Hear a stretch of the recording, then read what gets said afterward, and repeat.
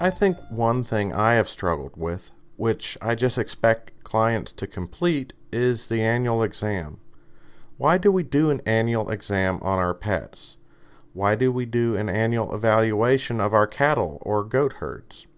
I mean, if there's nothing wrong, why would we go to our vet's office, especially if a vaccine such as rabies is not due? Let's get down to it. Most people are coming in to get their vaccines. And the only vaccine that is actually required by law is the rabies. Everything else, even if highly recommended, is up to the client to get or not. Granted, there are cases, if the client wants to board their animal or their horse is going to a specific event, that those places may require certain vaccinations. But really, rabies is the only thing that you have to get for your animal. Please remember, I don't recommend just getting rabies, unless you want to see me more often than you already do. But rabies is a very effective vaccine and is mostly regulated on its duration by state law. In Kentucky, the first rabies for a small animal lasts 1 year, and the second and all the next ones last 3 years. Large animal rabies is an annual vaccine.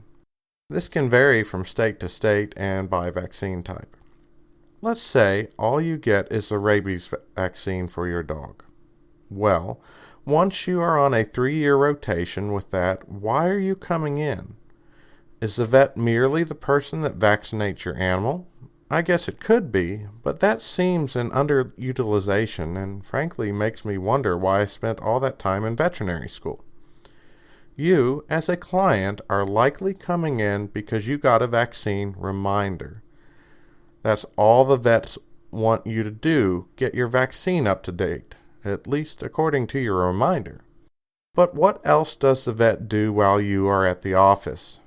They examine the animal, and that's the kicker. I'll admit, until about a year ago, even I undervalued the exam. I mean, what was I doing? I was examining these healthy animals and giving them vaccines. I'm glad I charged for an exam. I need to eat. But I was also happy I got the rabies vaccine on board. So I started thinking, why am I examining these animals? Why am I telling people to come in once a year for their healthy pets? I was getting depressed because my answer was coming up short. I'm in my 30s and I only go to the doctors when something is wrong. What's my doctor going to do for me? I'm doing fine, and I know I need to exercise more and eat a little healthier. In the exam room, I tell clients all the time, I wouldn't tell you to do something for your animal I wouldn't do for my own animal. The best example is brushing dogs' teeth. Sure, it's great. It keeps tartar down and helps you bond with your animal. Keeping dental disease at bay could add years to your animal's life. But I'm not going to brush my dog or cat's teeth. Just not going to do it. It crosses some personification line in my mind with animals, so I never recommend it.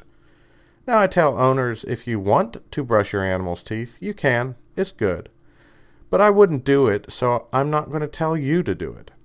I will tell you to buy dental chews to give to your animals, or water supplements, or dry diets. And seriously, people, table scraps are not helping your pets. And at the proper time to get a dental prophy, but I won't recommend brushing your dog's teeth. Do I have clients that brush their dog's teeth? Yes. Do I stop them? No. I just want them to know when I recommend something, I back it and would do it myself for my pets. So, that being said, I don't go to the doctor every year for an annual exam. So why am I recommending it to my patients? Again, I was really stumped on this one for a while.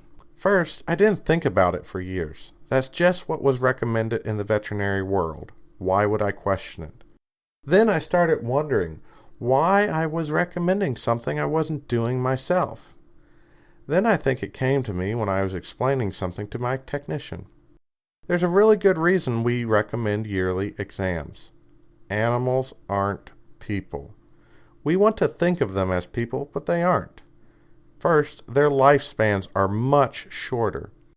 As humans, we aren't surprised, depending on a few factors, to see people live into their 70s and 80s. My grandpa made it to his 90s. But dogs and cats only live into their teens. Horses, if we are lucky, to their low 30s. Pocket pets typically even shorter. Where I, in my 30s, only go to the doctor if I'm sick, my parents in their 60s are much more regular about visiting the doctor.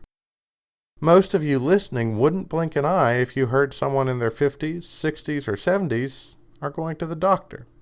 Things are wearing out or have broken and need adjustments to make sure people can live happy, healthy lives. So, that certainly makes a case for taking your animal to the doctor, let's say, their last 1/3 of their lives. In short, puppy kitten round of vaccines in the first 6 months of life makes sense too. But what about all the in-between? Well, I think what I just talked about makes sense for the rest of their lives, but more importantly, animals aren't people and they can't talk to us. They can't tell us if something hurts, and they are often hiding it. In the wild, the animal that looks weak gets eaten, so they try to hide things. By the time you, as an owner, see a problem, the problem has been going on for months. And that is what my trained eyes and hands are looking to find. The problems you aren't seeing and the animals aren't telling you about. Your dog hasn't said, "Wow, Mom, I've just felt funny, like my heart just isn't right." No, you come in when the dog is coughing and lethargic, and then I listen to the lungs and heart and find the dog is in congestive heart failure. But if you come in when the dog is looking healthy and I hear a heart murmur, that as of yet isn't causing any clinical signs that you can see in the dog, then I can make you aware of the heart murmur before it's a problem. And as I tell people, I can't fix heart murmurs in dogs, but I can slow them down and try to make it so the animals die of something else other than congestive heart failure. The more time I have to do this, the better the chance I can have an effect on the animal. Which brings us to another thing. Is there a delicate way of saying this? Perhaps the most delicate way is we aren't sure as people what the standard of health is for our animals. After all, you have seen what your dog eats. If it's not the cat vomit, then it's some other dog's poop. What do these animals need to stay healthy if they eat poop and vomit? I mean, not much, right?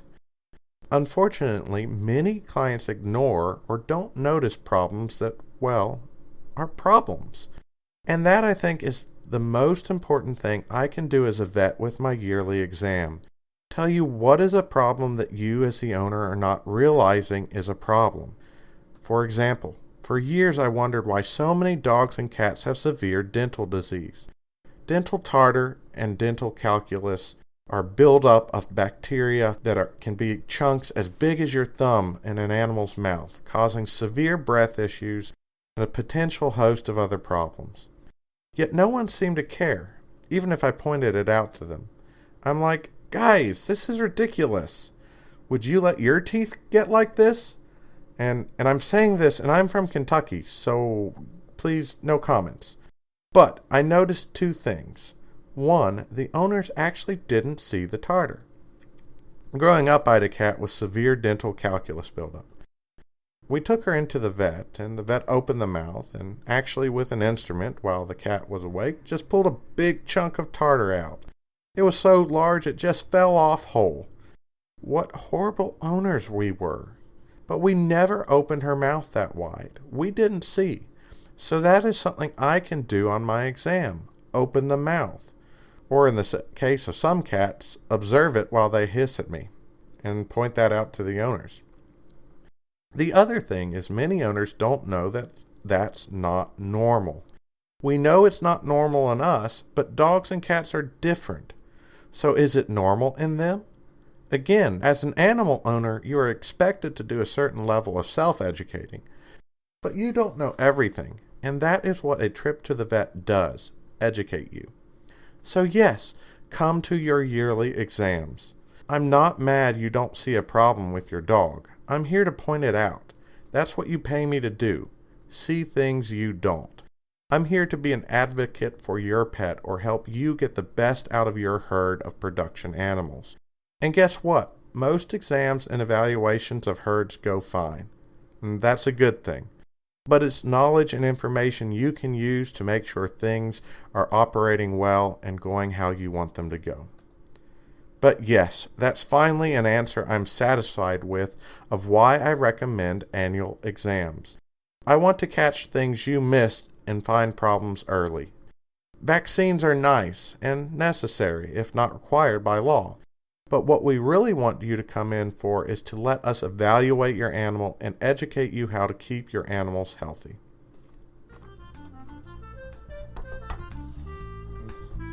I'm Dr. Nathan. Thanks for listening. I hope our discussions are valuable to you and aid in giving perspective. If you want to contact us, please reach out to theveterinarianpodcast@gmail.com. You can find a complete list of the podcast episodes on SoundCloud. If you find this information helpful and want more content, please join our Patreon, patreon.com/theveterinarianpodcast. And don't forget to follow our Facebook page, facebook.com/theveterinarianpodcast. As always, thanks for listening, and I hope this information is helpful to you. If you do find it helpful, please like it, share it, so other people may find it helpful as well.